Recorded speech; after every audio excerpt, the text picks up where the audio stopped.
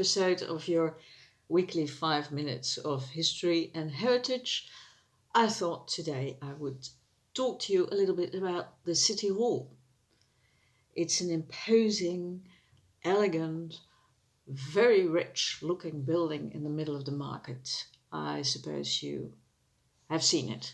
Yeah, going to the market square to do your shopping, just sauntering about the city, sitting on a terrace there in the good weather. You've seen the City Hall. These days, when it is dark very early, it is still lovely to wander about the city with all the lights everywhere. And since the grand restoration of City Hall just a few years ago, they have installed LED lights all over everywhere, which means that now, of course, the cost of having them on all the time is greatly reduced. So walk by of an evening and see how all the gorgeous chandeliers are lit.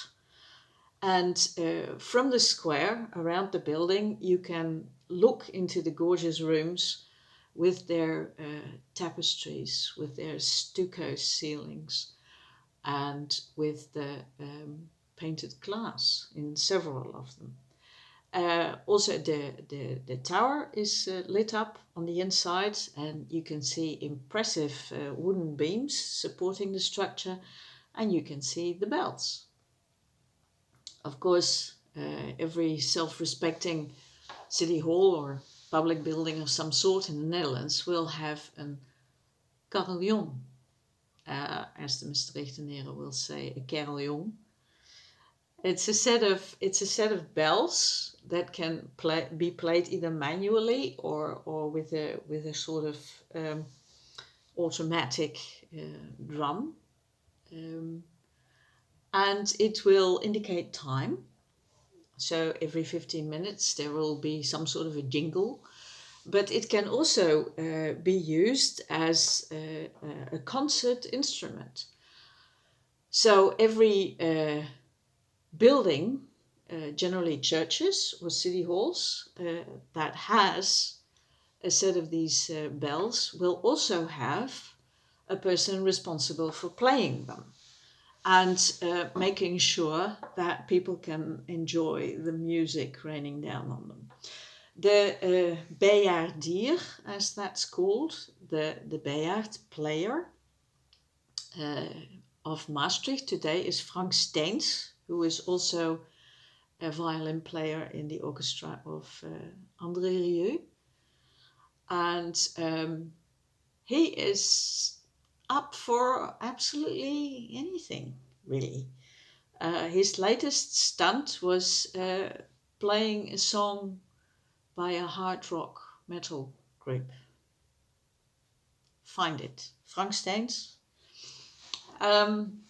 Of course, that's not the main function of a city hall. You do realize that. The main function of a city hall is to provide a fitting backdrop for a city's administration. And in Maastricht, that has always been really interesting, because for centuries and centuries, until the French Revolution, late 18th century, Maastricht always had two lords. One was the Prince Bishop of Liège, or Luik, just to the south, and the other was an assortment of rulers succeeding royal or noble houses, and eventually leading to the estates of the Low Countries. So what is now the Netherlands, which we here in Maastricht are really only part of since the last quarter of the 19th century. Very, very recent. Only ever a colony up to then. So two lords, which explains partly why the gorgeous City Hall has this double stairway leading up to it. I mean, one lord could not take precedent over another. So they had to be able to ascend the stairs at the same time. This sense of balance was also necessitated by the architectural principles that were applied. The architect, Pieter Post, built in the Holland Baroque style, which emphasizes balance, equilibrium, and a stern kind of elegance. And the elegance has been greatly aided also by the tapestries which came from Flanders, by the plaster ceilings, which were done by an Italian, with the beautiful wooden furniture that came from Liège, making the Maastricht City Hall a beautiful microcosm of what Maastricht is, a mixture of cultures.